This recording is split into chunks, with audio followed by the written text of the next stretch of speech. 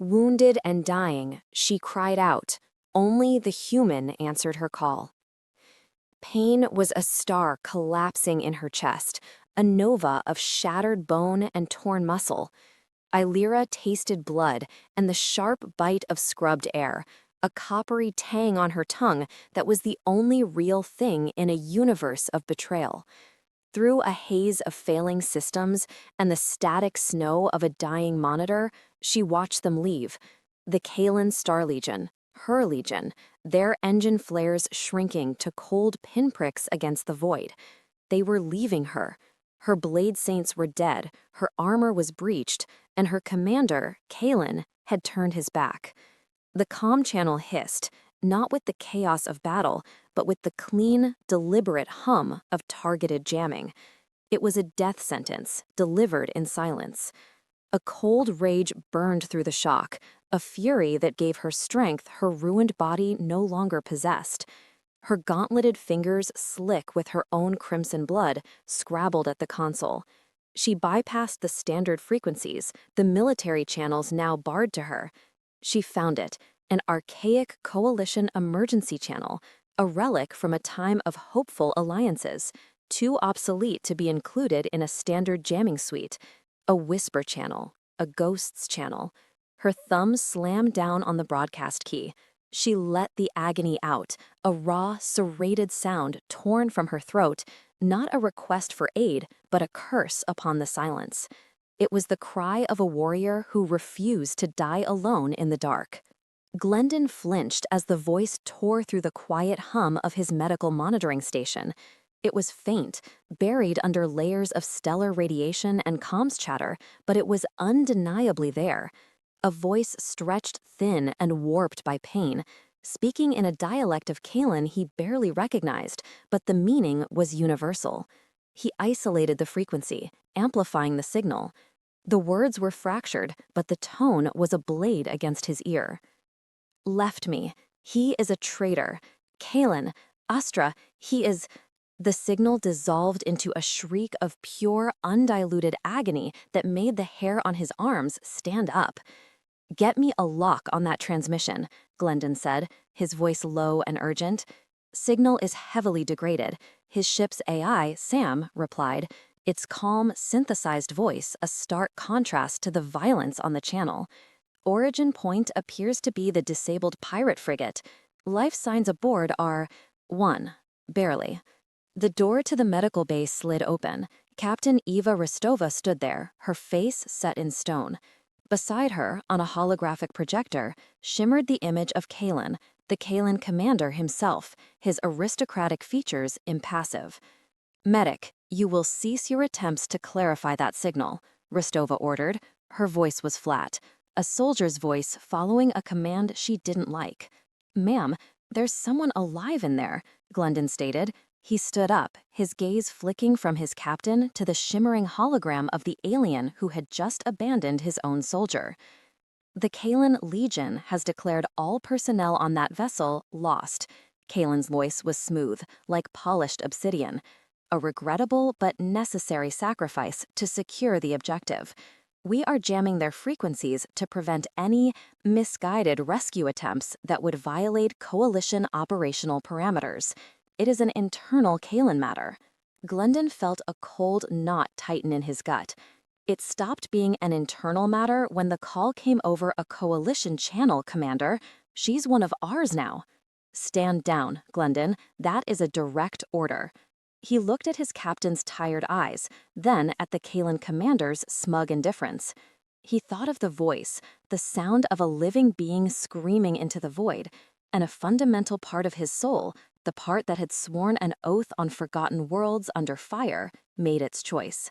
"No, ma'am," he said quietly. He turned and grabbed his emergency medkit and his pulse rifle from their rack. "Glendon, so help me God, I will have you in the brig for a century," Rostova warned, her voice rising. He paused at the door that led to the shuttle bay, looking back at her. "I know, but you'd do the same thing if you were me." He didn't wait for a reply. He broke into a run, the ship's klaxons beginning to blare behind him, announcing a security alert. His alert. He sealed the shuttle bay doors, his fingers flying across the control panel. He strapped himself into the pilot seat of the Nightingale, a small, rugged medical transport. The engines whined to life. He slammed the launch button, and the small ship shot out of the bay, a rogue element in the cold, disciplined mathematics of space warfare. He was flying straight into the fire. The debris field was a graveyard, twisted spars of metal, glittering shards of armor plating, and the frozen, silent bodies of pirates and Kaelen warriors tumbled in a slow, macabre ballet. Glendon's hands were steady on the shuttle's controls, his eyes scanning the chaos for the wounded hulk of the frigate. Sam painted a targeting reticle on his screen, highlighting the dying ship against the starfield. It was venting plasma from a dozen wounds, its spin increasing as its internal gravity failed. A clock was ticking. He feathered the thrusters, dancing the Nightingale through the metal shrapnel, the impacts sounding like angry fists against the hull. He brought the shuttle alongside the frigate, matching its chaotic spin. The docking clamps screeched in protest, but held. He cycled the airlock, grabbed his gear, and plunged into the wreck. The inside was worse. Emergency lighting cast long, dancing shadows down corridors tilted at insane angles. The air was thin, tasting of burnt wiring and death. Gravity was a fickle suggestion, shifting with every groan of the dying ship. He pushed off a wall, floating over the bodies of the dead, his rifle held ready. "Sam, can you narrow the life sign's location?" he asked into his helmet comm. Triangulating. The AI's voice was calm in his ear. "Forward command deck, approximately 40 meters from your current position. Be advised, structural integrity is failing rapidly. Core temperature is approaching critical." He moved faster, his heavy boots magnetizing to the deck plates with loud clunks. He rounded a corner and saw the sealed blast doors to the command deck. They were buckled, fused shut. He primed a breaching charge, slapped it onto the seam, and retreated. The explosion was a dull thud in the thin atmosphere. Metal screamed as the doors were blasted inward. He scrambled through the jagged opening and into the ruined bridge. And then he saw her. She was a slash of crimson against the dull gray of a collapsed bulkhead that had her pinned by the legs. Her armor was shattered over her torso and thighs, revealing deep, ugly wounds that welled with dark blood. Her coppery red dreadlocks were fanned out around her head. Her face, a mask of exquisite alien beauty, was contorted, her head thrown back, as a sound of pure agony was ripped from her throat. It was the same scream he had heard on the comms, but now it was real, visceral, tearing through the dying ship. Her molten gold eyes, wide with torment, snapped open and locked onto his. They burned with a ferocious, defiant fire. It was not the look of a victim. It was the look of a cornered predator. In that moment, seeing the warrior still blazing within the broken body, Glendon felt his resolve harden into something unbreakable. He would not let her die here.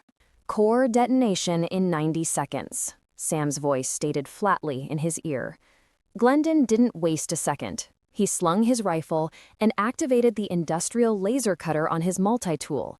The beam hissed to life, a thin line of intense energy that began to glow white-hot as it bit into the collapsed bulkhead. "Get away from me, human," she snarled, the words a guttural rasp. She struggled against the wreckage, her movements sending fresh waves of pain through her body. "Save your strength," he grunted, concentrating on the cut. The metal groaned as he sliced through the support strut pinning her. "You'll need it to yell at me later." With a final, tortured screech of metal, the beam cut through. Glendon braced himself and shoved the massive piece of wreckage aside. He knelt, his armored hands surprisingly gentle as he assessed the damage. Her legs were a mess, the armor crushed into the flesh beneath. He couldn't treat it here. He had to move. Detonation in 60 seconds. He scooped her into her arms. She was heavier than she looked, a dense weight of muscle and bone. She cried out, a sharp intake of breath as the movement jostled her wounds. "My blades," she rasped, her golden eyes wild. "I will not leave them." He glanced at the two short, wickedly curved swords lying just out of her reach. He swore under his breath. laid her down for a second, snatched them from the floor, and then lifted her again. He turned and ran, her body held tight against his chest, the swords awkward in his grip. The ship was coming apart around them, bulkheads groaning, the deck plates shaking violently. He launched himself through the ruined blast doors and back into the corridor.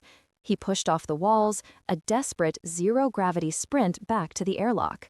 They tumbled into the Nightingale just as Sam's voice announced, "Detonation in 10 seconds. I recommend immediate departure." Glendon hit the airlock cycle and sprinted for the cockpit, still carrying her. He strapped her into the medical berth, ignoring her protests, and threw himself into the pilot's seat. The docking clamps disengaged with a jarring clang. He slammed the main thrusters to full power. The small shuttle shot away from the frigate just as the ship vanished in a silent, expanding sphere of white-hot plasma. The shockwave hit them a moment later, a violent buck that threw them forward. Glendon fought the controls, stabilized the shuttle, and then there was only silence. He let out a breath he didn't realize he was holding. He looked back at her. Her eyes were closed, her face pale beneath its crimson color. Her breathing was shallow. The adrenaline was gone. Now, the medic had to go to work. He engaged the autopilot, set a course away from the battle zone, and moved to her side. "Sam, run a full diagnostic. Kaelen, female, multiple traumas." He took a deep breath and began to cut away the remnants of her shattered armor. The undersuit was soaked in blood. The wounds were deep, contaminated with metal fragments. She stirred, her hand weakly trying to push him away. "Do not touch me," she whispered, her pride a flickering ember. "My name is Glendon," he said, his voice calm and steady as he worked, his hands never faltering. "I'm a medic, and right now your opinion doesn't matter. Just stay still." His touch was firm, professional, yet there was a gentleness to it that was utterly disarming. It was the touch of a healer, not a soldier. It was an intimacy born of necessity, of his hands on her skin, cleaning wounds, applying dermal regenerators, fighting to keep her life from slipping away. For all her strength, for all her warrior's pride, she was utterly helpless, her life literally in his hands. The indignity of it warred with the encroaching darkness. He worked with a quiet, focused intensity that was almost hypnotic. He was saving her life, and she hated him for it. She hated the debt, the weakness, the sheer humiliation of it all. And as the sedatives he administered finally began to pull her under, her last conscious thought was of the strange, unsettling feeling of this human's hands on her body, gentle and sure in the ruins of her world. "We have a problem," announced from the cockpit speakers.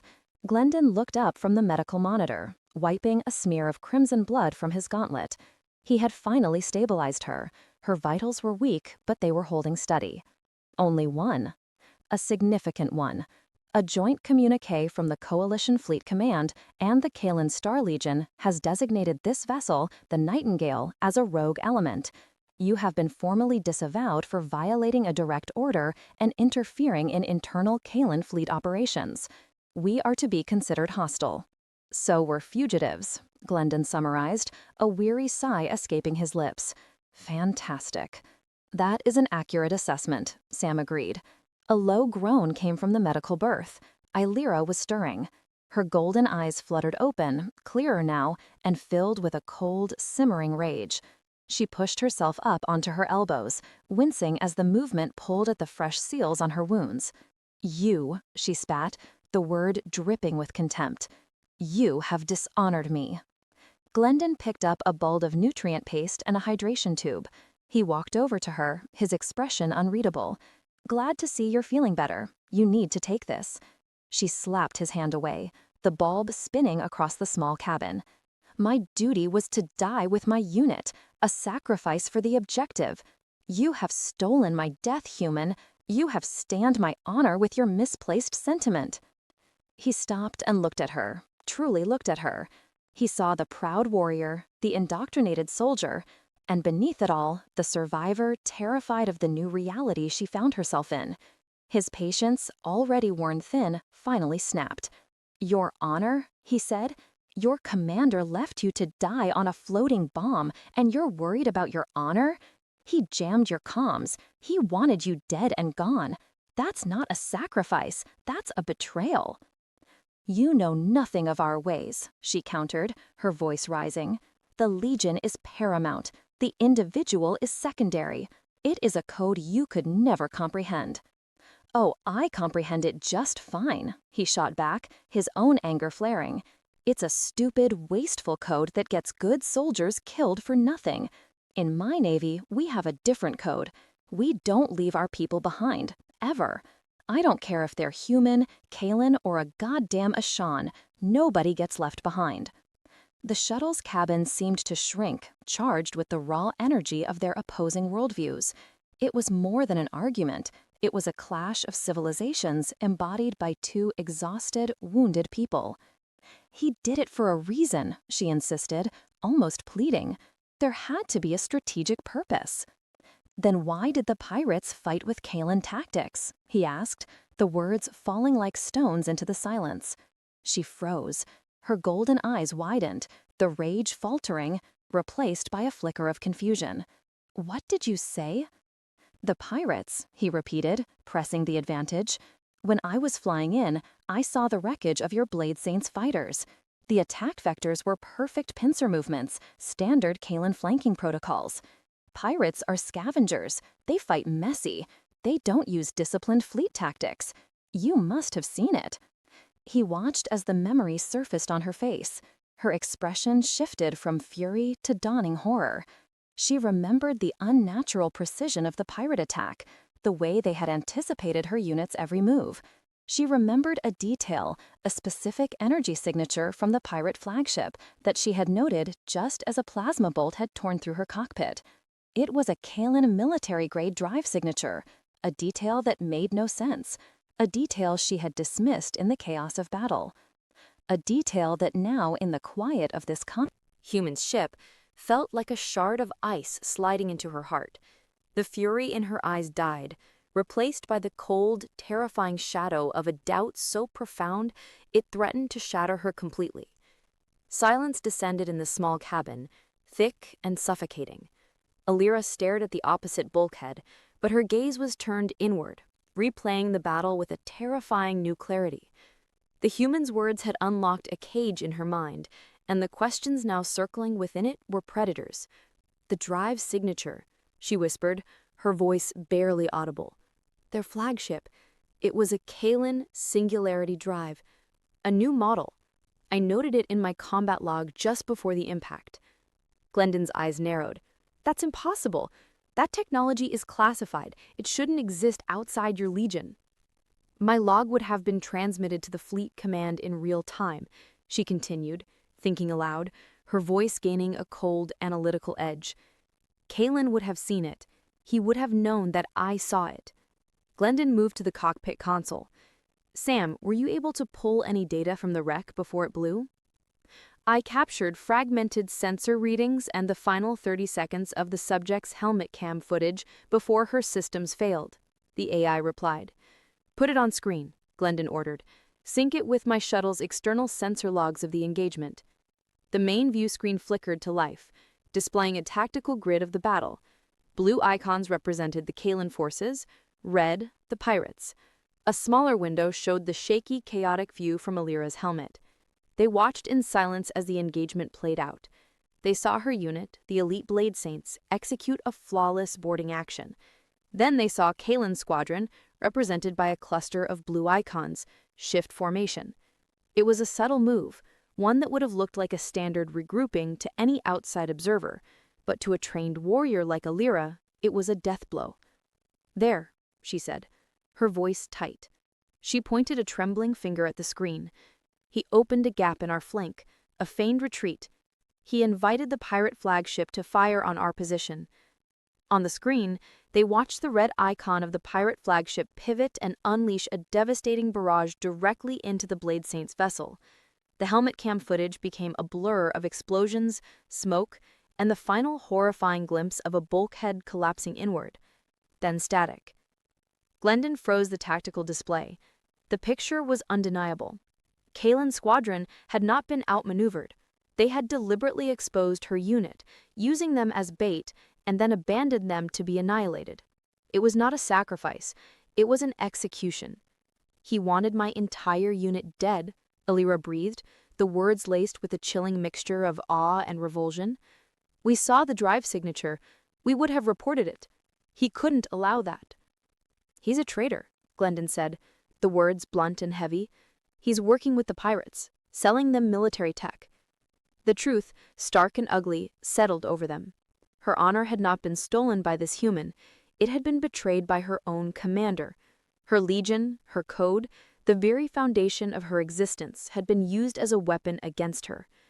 The righteous anger drained away, leaving a hollow, aching void. She was not a dishonored soldier. She was a witness, a loose end. And the man who had pulled her from the fire was not her enemy. He was her only ally in a galaxy that now wanted them both dead. Her golden eyes met his hazel ones across the small space. The animosity between them was gone, burned away by the terrible light of the conspiracy they had just uncovered. All that remained was a shared grim purpose. The atmosphere inside the Nightingale transformed. The tension of conflict was replaced by the quiet, humming tension of conspiracy. They were no longer rescuer and victim, but two soldiers, equals, facing a common enemy. "We can't go to the coalition," Glendon said, breaking the long silence. He leaned against the cockpit's control panel, arms crossed over his chest. "Kaelen is a high-ranking commander. It would be our word against his. They would lock us up and bury the truth." "And we cannot go to the Legion," Alyra added, her voice regaining its strength, now laced with cold steel. "He controls the narrative. To them, I am a ghost, and you are a kidnapper. We would be silenced before we could speak." "Which means we need to find another way," he concluded. "We need proof, something more than sensor logs that Kaelen could easily dismiss as fabricated." She nodded, her mind already working, processing tactics and strategies. The warrior was back, her focus absolute. "We are low on supplies. My body requires specific nutrient compounds your stores do not have, and this vessel sustained damage in the debris field.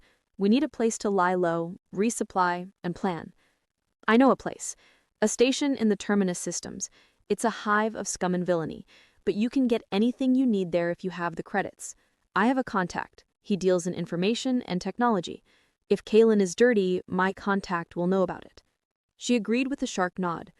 A fragile alliance was forged in the dim light of the cockpit.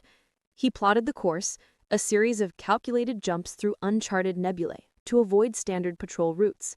The journey would take several days. Days trapped together in a space no bigger than a small room. The first shift passed in professional silence. When it was his turn to rest, he found her struggling to prepare a nutrient paste, her movements stiff and pained. Without a word, he took the tools from her, his large hands moving with a practiced efficiency. He mixed the compounds, heated the paste, and handed it to her. She accepted it, the gesture a silent admission of her own limitations and a flicker of gratitude. The next day, it was his turn to show weakness. Exhaustion was settling in, his focus wavering on the navigation charts. Alyra, her tactical mind sharp as ever, pointed out a flaw in his route, a potential pirate ambush point he had overlooked. She guided him through a safer path, her voice a calm, steady presence in the quiet hum of the ship. Their shared vulnerability became a bridge. The walls between them, built of culture and conflict, began to crumble. One evening, the dermal regenerator on a deep wound near her shoulder blade began to fail. "I cannot reach it," she stated, her voice tight with frustration. "Here," Glendon said, his voice soft. He motioned for her to turn. She hesitated for a fraction of a second, then turned her back to him, a profound act of trust. He gently peeled away the failing seal. Her crimson skin was smooth and warm beneath his fingertips. The air grew thick, the hum of the ship's life support the only sound. His touch was clinical, yet unbearably intimate. He cleaned the wound, his knuckles brushing against her skin, sending a strange, unfamiliar shiver through her. She was a blade saint, her body a weapon, honed and hardened. It had known pain, but it had never known a touch like this, a touch that was both healing and unsettlingly tender. He applied the new seal, his palm resting for a moment on her back, a silent, comforting weight. "He's done," he said, his voice a little hoarse. She turned back to face him, her golden eyes searching his hazel. The space between them crackled with an unspoken energy, a current of awareness that had nothing to do with their mission and everything to do with the man and woman stranded together in the endless night. Vesper Station was an assault on the senses. It hung in the blackness of the terminus systems like a diseased jewel, a chaotic accretion of docked ships, spinning habitats, and skeletal gantries, all bathed in the lurid glow of 1,000 neon signs. After the sterile silence of the nightingale, the cacophony of the station's comms chatter was a physical blow. Glendon navigated the chaotic docking traffic with an ease that spoke of long familiarity. Alyra watched him, her disciplined Kaelen sensibilities recoiling from the sheer anarchy of the place. To her, it was a festering sore on the edge of civilized space. To the human beside her, it seemed to be a kind of home. "Stay close," he said, as they disembarked into the bustling main concourse. "And try not to look like you could kill everyone here without breaking a sweat." "That will be difficult," she replied dryly, her golden eyes sweeping the crowd, cataloging threats with the instinct of a lifelong warrior. The air was a thick soup of smells: spicy alien street food, unidentifiable chemical fumes, and the cloying sweetness of narcotic incense. Beings of a dozen species jostled past them, a riot of colors, shapes, and sounds. Glendon led her through the throng, his presence a shield, his hand hovering near her back in a subtle gesture of protection. He moved through the underworld with a quiet confidence that she found both unsettling and deeply impressive. This was a side of him she had not seen. Not the defiant soldier, not the gentle medic, but a man at ease in the shadows. He led her down a series of narrow, winding corridors to a workshop tucked away in a dimly lit sector. The sign above the door was a flickering hologram of a wrench crossed with a key. Inside, the clutter was overwhelming. Stacks of salvaged tech, half-disassembled droids, and arcane pieces of machinery covered every surface. A multi-limbed, cybernetically enhanced Ishan looked up from a sputtering console, its multiple optical sensors focusing on them. "Glendon," the Ishan's voice was a series of metallic clicks and whistles, translated into synthesized galactic common by a device on its chest. "Your timing is, as always, disruptive. I am busy." "It's good to see you too, Xylo," Glendon said with a small smile. "I need your help." Xylo's sensors swiveled to Alyra, taking in her crimson skin, her warrior stance, and the barely healed wounds visible on her arms. "You have made a new friend, a very expensive-looking friend. The Kaelen Legion does not let its toys wander off without a leash." "Her leash got tangled," Glendon said. "Her commander, Kaelen. What do you know about him?" Xylo let out a low, whirring sound, the Ishan equivalent of a thoughtful hum. "The name is known. He moves high-grade military hardware through the terminus systems. Quietly. Very professionally. His buyers are indiscriminate. You are treading in deep water, human." "We need proof," Alyra stated, her voice cutting through the clutter. "Proof that will be recognized by the Legion High Command." Xylo's optics focused on her. "Proof is a commodity. Like everything else on Vesper, it has a price." "We don't have credits," Glendon admitted. "I am aware," Xylo whirred, "but I have a problem that your specific skill sets might solve. A local crime boss, a slug named Vorlog, has acquired a data slate that belongs to me. It contains sensitive information about my clients. Vorlog is holding it in his private lounge, the Gilded Nebula. Retrieve it for me, and I will give you all the data I have on Kalen's operation. And," Xylo added, one of its manipulators gesturing to their shuttle on a security monitor, "I will repair your ship and refuel it. No questions asked." Glendon and Alyra exchanged a look. It was a dangerous, reckless plan, a dive straight into the heart of the station's criminal element. It was also their only choice. "We'll do it," Glendon said. The Gilded Nebula was a den of quiet menace, a stark contrast to the chaos outside. The air was cool, smelling of expensive liquor and ambition. Soft music played as Vorlog's clientele, mercenary captains, corrupt officials, and information brokers conducted their business in shadowy booths. Glendon, dressed in a rugged civilian jacket, looked like just another freighter pilot. Alyra wore a hooded cloak, concealing her distinctive features, but her posture still radiated a coiled lethality that drew curious glances. They moved toward the back, following the layout Xylo had provided. The plan was simple. Glendon would create a diversion at the bar, while Alyra slipped into Vorlog's office to retrieve the slate. "On my mark," he murmured, his breath warm against her pointed ear. He walked to the bar, and, with a convincing display of drunken clumsiness, stumbled into a hulking, four-armed mercenary. The confrontation was immediate and loud. As voices were raised and patrons turned to watch, Alyra melted into the shadows. She moved with a fluid grace, a ghost in the dim light. She bypassed the electronic lock on Vorlog's office with a device from Xylo and slipped inside. The office was opulent. The data slate was right where Xylo said it would be, sitting on a massive desk. She had it in her hand when the door hissed open behind her. Two of Vorlog's guards stood there, plasma rifles leveled. An alarm began to chime softly throughout the lounge. Her cover was blown. The fight was brutal and fast. She used the desk as cover, her movements economical and deadly. She disarmed one guard and used his own rifle to incapacitate the other in a matter of seconds. But it was too late. More guards were flooding the corridor. Out in the lounge, Glendon's diversion had escalated into a full-blown brawl.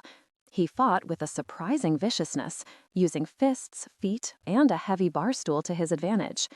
He saw Alyra emerge from the office, rifle in hand. "Time to go," she yelled. They fell back to back, a whirlwind of coordinated violence. He laid down covering fire while she moved, her borrowed rifle singing. They were good together, a seamless unit of his improvisational grit and her tactical precision. But they were outnumbered. A plasma bolt singed Glendon's jacket, forcing them back into a narrow service corridor. They were pinned down, the corridor exit blocked by at least 4 armed guards. The air was hot, smelling of scorched metal and spent energy cells. Adrenaline sang in their veins. "Any ideas?" he gasped, reloading his power pack. Her golden eyes met his, burning bright in the dim light. They were trapped. This could be the end. The months of simmering tension, of unspoken feelings, of shared danger and forced intimacy, all came to a head in that desperate moment. He didn't think. He acted. He grabbed the front of her cloak, pulled her against him, and crushed his mouth to hers. The kiss was not gentle or tender. It was savage, a desperate, angry claiming in the face of death. It was the heat of the battle, the fear of the end, and the stunning, explosive release of everything they had been holding back. She responded with equal fire, her fingers tangling in his hair, pulling him closer. It lasted only a few seconds, a lifetime. They broke apart, breathing heavily, the world outside the corridor forgotten. "I have an idea," she said, her voice husky. She pointed to a large ventilation shaft cover above them. "Get ready to climb." They scrambled up into the ventilation shafts, the sounds of the firefight fading below them. The crawl through the station's guts was cramped and filthy, but it led them back to Xylo's workshop undetected. Alyra handed the data slate to the Ishan, who emitted a series of pleased clicks. "Your methods are crude, but effective," Xylo stated, plugging the slate into his console. "A deal is a deal." The Ishan's multi-jointed fingers flew across a holographic interface. A moment later, a secure data chip slid from a port. "Everything I have on Kaelen, encrypted shipping manifests, Shell Corporation details, off-world accounts. It is damning, irrefutable." Glendon took the chip. "We need to send it." "That is the more difficult part of our arrangement," Xylo admitted. "Slicing into a secure Kaelen military channel is not like breaking into a nightclub owner's office. It will require all my resources, and it will create a massive energy spike that their network security will detect almost instantly. You will have a very small window to transmit before they triangulate my position and respond. How small? Alyra asked. Minutes, perhaps less. There was no other way. Alyra designated the recipient, Saren, her former second-in-command, a young blade saint whose loyalty and honor were beyond question. As Xylo began the complex process of breaching the Kaelen network, Glendon and Alyra prepared for the inevitable. They checked their weapons, stocked up on power packs, and established defensive positions around the workshop's main entrance. The wait was agonizing. The only sound was the high-pitched whine of Xylo's systems straining under the load. "I have a breach," Xylo announced suddenly. "The channel is open. Transmit now." Alyra inserted the chip into the console and initiated the upload. A progress bar appeared on the screen, crawling forward at an agonizingly slow pace. "Energy spike detected," Sam's voice said through Glendon's comm unit. "Multiple armed vessels are converging on this position. ETA, 3 minutes. "They are faster than I anticipated," Xylo clicked, its tone betraying a hint of concern for the first time. The workshop's heavy blast door shuddered under a massive impact. Then another. "They're here," Glendon said grimly. He took his position, rifle raised. Alyra stood beside him, her own weapon shouldered, her stance perfectly balanced. They were back where they had been in the Gilded Nebula, back to back against the world. But something was different. The kiss had changed the space between them. The desperation was gone, replaced by a quiet, unshakable certainty. They moved as one, a single fighting entity. The blast door exploded inward, and armored figures swarmed into the workshop, plasma bolts filling the air. Glendon and Alyra opened fire, a controlled, disciplined barrage. They fought with a cold, deadly fury, defending the console as the upload percentage ticked upward. 60%, 70, 80. They were pushed back, forced to retreat behind a barricade of machinery. Xylo, surprisingly, was a capable fighter, two of its limbs brandishing heavy plasma cutters that sliced through the attacker's armor. But they were hopelessly outnumbered. A plasma bolt struck the console, and the screen flickered, the progress bar freezing at 98%. "No!" Alyra cried out. The attackers advanced, their victory assured. Glendon and Alyra stood their ground, preparing for the final, hopeless charge, their shoulders pressed together, ready to die as they had learned to live, together. As the enemy soldiers raised their weapons for the final volley, a deafening klaxon echoed from the station's external speakers. A new voice, crisp and authoritative, cut through the comm channels. "All Kaelen forces, stand down. Cease fire immediately. I repeat, stand down by order of the Blade Saint Command." The attackers froze, their movements hesitant and confused. Through the blasted opening of the workshop, they could see the view outside. New ships had arrived, sleek Kaelen Legion cruisers, their weapon ports glowing with intent, not at the station, but at the ships belonging to Kaelen's agents. A priority hail flashed on Xylo's damaged console. Alyra accepted it. A face appeared on the screen, a young Kaelen female with sharp, intelligent eyes and the silver insignia of a Legion captain on her collar. It was Saren. "Commander Alyra," Saren said, her voice filled with a mixture of relief and awe. She gave a crisp military salute. "Your transmission was received. The evidence was conclusive. The loyalist factions of the fleet have rallied. Kaelen is in custody." The words washed over Alyra, each one a weight lifted from her soul. Vindicated. Her name was cleared. Her honor was restored. Saren's face was earnest, her gaze unwavering. "The Legion owes you a debt that can never be repaid, Commander. We request that you return to the fleet. The Blade Saints are yours to command." The agents in the workshop lowered their weapons, their expressions a mixture of shock and fear. The battle was over. In the quiet aftermath, surrounded by the smoke and wreckage of their fight, Alyra looked at the offer on the screen. The life that was once hers, now offered back to her. She looked at the wreckage, at Xylo, who was already beginning to assess the damage to his workshop, and then she looked at Glendon. He was leaning against a wall, his face bruised, his jacket torn, but his hazel eyes were on her, steady and unwavering. He offered her a small, tired smile. He made no demands, offered no opinions. He had fought for her life, for her honor, and now he was leaving the choice entirely to her. She thought of the cold, rigid discipline of the Legion, of the code that had declared her an acceptable loss. She thought of Kaelen's betrayal and the system that had allowed it to happen. Then she thought of a stubborn human who defied armies for a single life, who tended her wounds with gentle hands, who met her rage with an unshakable code of his own, who had kissed her in the face of death. She realized her old life, her old command, was a cage, however gilded. Her code of honor had not been wrong, just incomplete. She had been taught to die for a cause. This human had taught her to live for one. She turned back to the screen, where Saren waited patiently. "Captain," Alyra said, her voice clear and strong, "the Blade Saints are in your capable hands now. You are their commander." She ended the transmission. The silence that followed was absolute.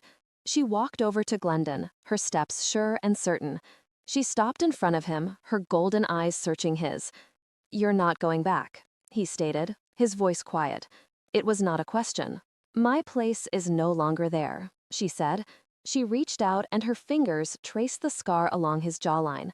"My place is with the man who answered my call." He covered her hand with his touch warm and solid. In the ruins of a battle fought for their lives, they found the beginning of a new one. Their future was an uncharted map, a journey into a galaxy that had tried to kill them, but had instead forged them into something new, something stronger, something together. They turned and walked out of the wreckage, leaving the ghosts of their old lives behind, stepping into the uncertain, brilliant light of their own. A year had passed. The galaxy, with its endless wars and transient allegiances, had moved on. On the frontier world of Viridian, under the gentle light of a yellow sun, the universe felt peaceful for the first time. The air smelled of damp earth, of strange, sweet-scented blossoms, and of freshly cut timber. Alyra knelt in the rich, dark soil of the garden they had tilled from the wilderness. Her crimson hands, which had once known only the cold grip of a blade, moved with a new, focused grace as she tended a row of delicate, spiraling Viridian ferns. The calluses were still there, but they were layered over with the honest grime of cultivation. The constant, coiled tension that had defined her for so long had finally unspooled, leaving a quiet strength in its place. Her pointed ears twitched, catching the sound of footsteps on the path behind her. She didn't turn. She didn't have to. She knew his walk, the steady, deliberate cadence of it. Glendon stopped beside her, his shadow falling over her. He held out a metal canteen. "You've been out here since sunup," he said, his voice the same calm baritone that had once cut through her agony in the wreckage of a dying ship. She took the canteen, her fingers brushing his, and drank deeply. The water was cool and clean. "The root system is more complex than I anticipated," she replied, her tone analytical, but underscored with a deep contentment. "They communicate through subtle bioluminescent pulses. It is fascinating." He looked from her to the half-finished structure of wood and stone that stood on a rise overlooking the valley. Their house. He had cut every log, and she had placed every stone, a fusion of his rugged engineering and her perfect, tactical precision. It was small, sturdy, and entirely theirs. "It's a house, Alyra," he said with a soft smile. "Not a fortress. You don't need to map out the command structure of the vegetable patch." A rare, genuine smile touched her lips. "A well-organized garden is a successful garden. It is simple logic." His hand came to rest on the small of her back, a familiar, comforting weight. It was in these simple moments, these quiet touches and easy exchanges, that their love had truly taken root and grown, far from the fire and adrenaline that had first forged their bond. It was a love that was calm, deep, and unshakable. As they stood there, a silver glint in the upper atmosphere caught their eyes. Both of them stiffened instinctively, the old training a whisper in their blood. They watched as the glint resolved into a ship, descending through the clouds.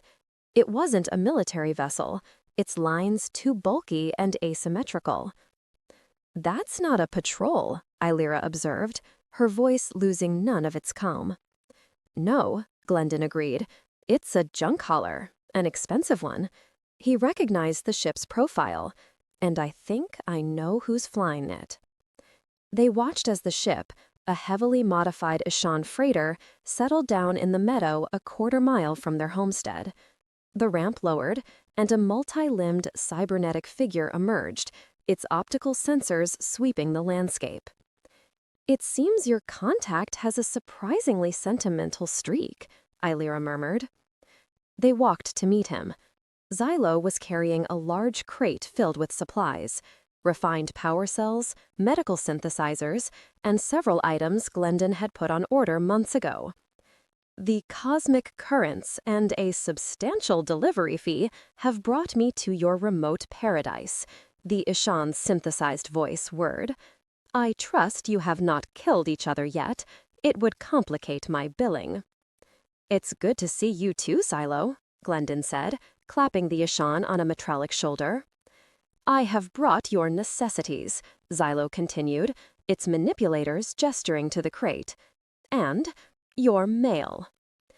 The Ishan produced a thin, elegant data slate from a compartment in its chassis. It was made of polished gray metal, embossed with the official crest of the Kaelen Star Legion. Alyra froze. A part of her she thought was long dormant, long buried, stirred. She took the slate, her hands steady. "It arrived via a diplomatic courier on Vesper last week," Xylo explained. "The new Blade Saint commander, Saren, is very persistent. It seems she has spent the better part of the year petitioning the High Command on your behalf." Later, as the Viridian sun began to dip below the horizon, painting the sky in shades of violet and gold, Alyra sat on the porch of their unfinished house and activated the slate. Saren's face appeared, older now, the lines of command etched on her features. Her message was formal, but her voice was warm. Alyra had been granted a full, unconditional pardon. Her actions were now celebrated in the Legion's chronicles. More than that, she was being offered a new role, a senior strategic advisor to the High Command, a position of immense respect and influence, a way to shape the Legion she had once bled for, a path home. When the message ended, she sat in silence, the slate resting in her lap. Glendon came and sat beside her, not speaking, simply being there. "They want me back," she said quietly, her golden eyes fixed on the horizon. "They would give me everything, my name, my rank, my life." "It's your choice, Alyra," he said softly. "It always has been." She was silent for a long time, and then she turned to him, her expression serene. "When you found me, I believed my honor was a thing that could only be proven in death, a sacrifice for the Legion. You taught me that it is proven in life, in the choices we make, in the things we build." She placed her hand on his, her crimson fingers laced with his. "My code used to be about dying for my people. Now it is about living for my person." She reached out and deactivated the slate, the image of her past life dissolving into the twilight. She looked at the man beside her, at the strong, steady lines of his face, and then at the home they were building together, its frame stark and beautiful against the alien sky. Her home was not a place in the stars, but a future with the human who had answered her call.